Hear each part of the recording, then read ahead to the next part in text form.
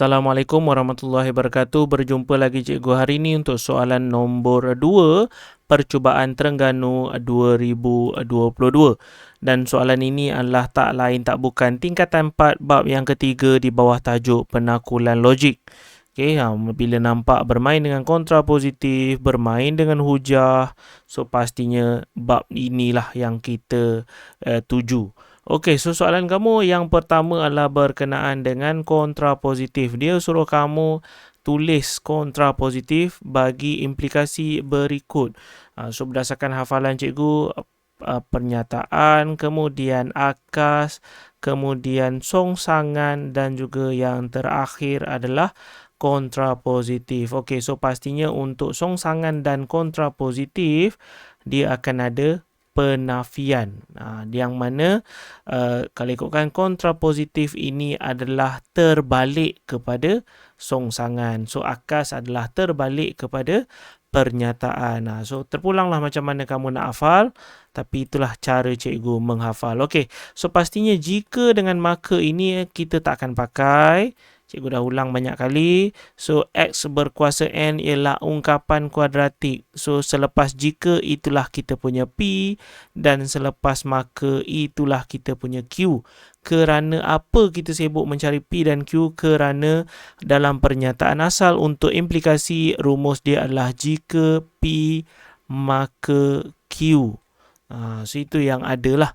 Okay, dan untuk songsangan seharusnya jika bukan P maka bukan Q, dan bila orang kata akas ataupun kontrapositif kepada songsangan bermaksud dia akan berubah.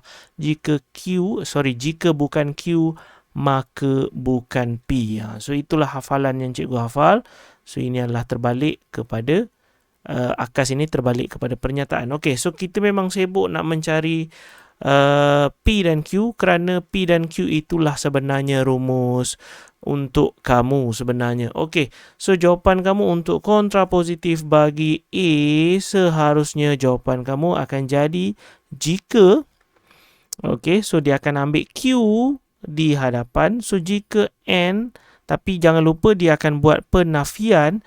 Jika N tidak sama dengan 2, maka X berkuasa N bukan. Sebab asalnya ialah, so dia akan jadi bukan ungkapan kuadratik.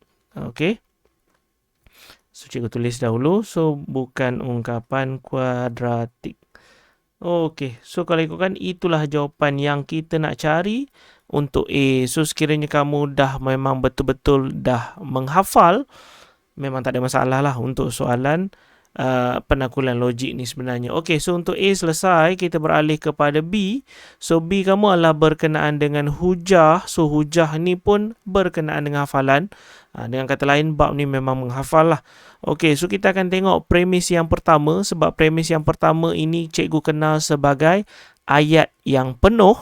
Okey, so ayat yang penuh. So di sini kita akan perhatikan daripada kesimpulan dan juga premis 2, apa yang telah pun diambil daripada ayat penuh premis 1.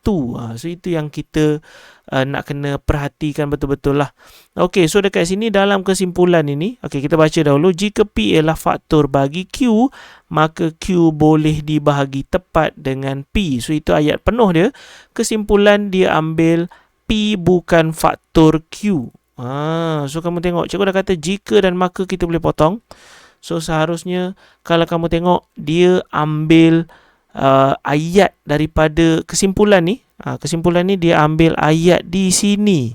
Okey, tapi dia dah membuat sedikit perubahan pada ayat yang mana sepatutnya ayat dia adalah P ialah faktor bagi Q. So dia dah pakai bukan, bermaksud dia dah mengubah ialah menjadi bukan, dan seharusnya yang premis 2 dia akan ambil apa yang tinggal. Seharusnya dia akan jadi Q dengan syarat Q selepas itu dia akan jadi tidak boleh. So sebenarnya dia dah membuat penafian.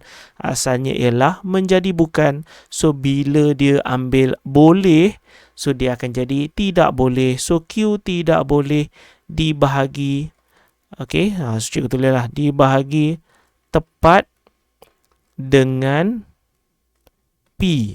So itulah jawapan yang kita nak cari untuk soalan B.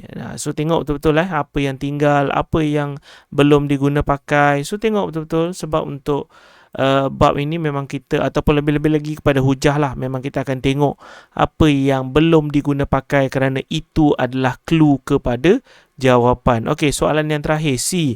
Dia suruh kamu buat kesimpulan secara induktif ataupun dia suruh keluarkan rumus lah dengan senang, dengan cara dengan kata ringkasnya. Induktif ni kita mengeluarkan rumus. So untuk mengeluarkan rumus, jawapan ini kita takkan pakai. Okay, yang depan ni sebenarnya jawapan untuk rumus ni.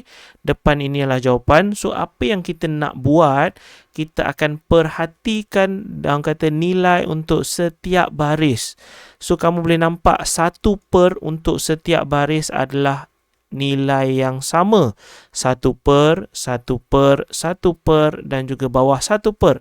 Dan di bawah itu ada nombor 2 juga adalah nilai yang sama untuk setiap baris dan yang berubah secara berturutan. Kita akan wakilkan dengan huruf, kebiasaannya huruf N lah.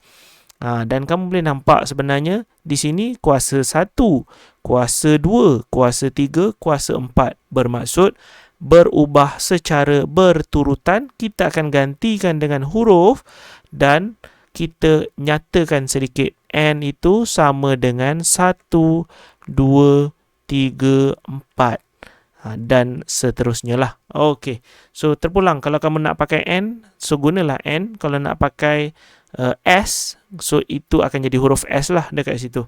So seharusnya dua-dua ini akan ada saling melengkapi antara satu sama lain kerana kedua-duanya ada markah tersendiri. 1 markah dan 1 markah tak boleh ditinggalkan. So untuk soalan C, ini sahaja sebenarnya rumus yang kita nak cari untuk soalan C. So kalau kamu boleh faham, jangan lupa untuk ajar rakan-rakan yang lain supaya ilmu kamu terus berkembang. Jangan lupa tekan button like, meninggalkan sebarang komen dan juga menekan button subscribe sebagai tanda sokongan kepada channel cikgu ini. Sehingga kita berjumpa lagi di soalan yang lain. Assalamualaikum warahmatullahi wabarakatuh.